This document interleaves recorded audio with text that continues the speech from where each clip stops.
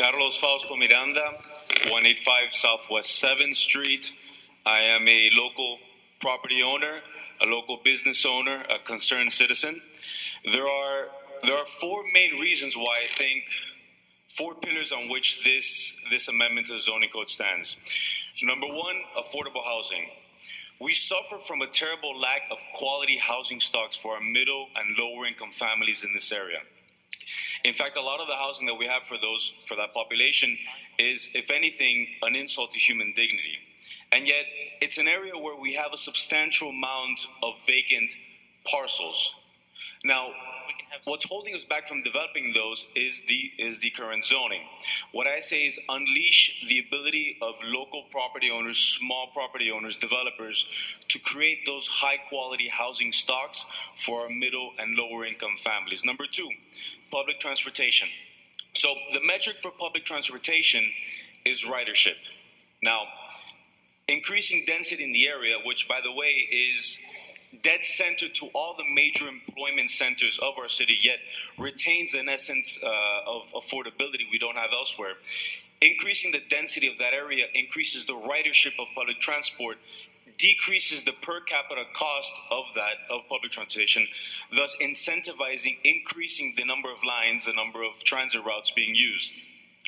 Ultimately, this de-incentivizes the use of the automobile, and ultimately serves to get to what I think is a dream of ours, which is the possibility of a completely car-free urban lifestyle. Number three, historical preservation. So I think we all understand that some of the most endearing, charismatic, beautiful, historic buildings that we have in our city are found in Little Havana.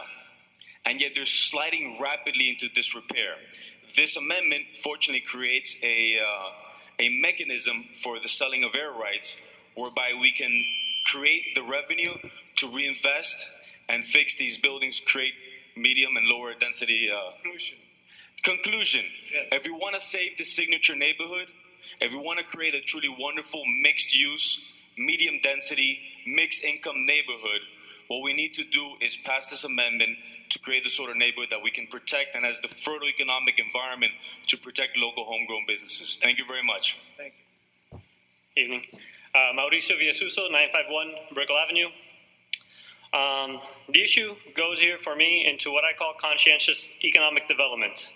The Grove, Coral Way, and Cayocho are riddled with small businesses, and this is their identity, and it is the identity, I feel, of Miami, and which is in unison with the cultural values of the U.S. We are a city of entrepreneurs, working immigrants, that came, like many of the owners of the various local businesses there in Little Havana. There are many success stories there, and I'm sure if we look around, many of us are part of that story. We need this zoning deregulation, which will open up the economic development of the area. Real estate is where economic activity occurs, and it's part of the community's story of independence.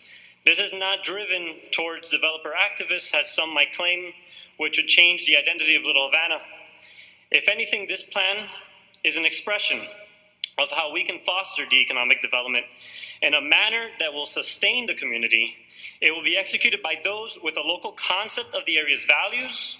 They will be able to take advantage of TDRs, transferable development rights. They're going to be able to privately fund the preservation of houses, of whatever buildings they have, and many exist already that exceed this zoning upgrade or even the current one.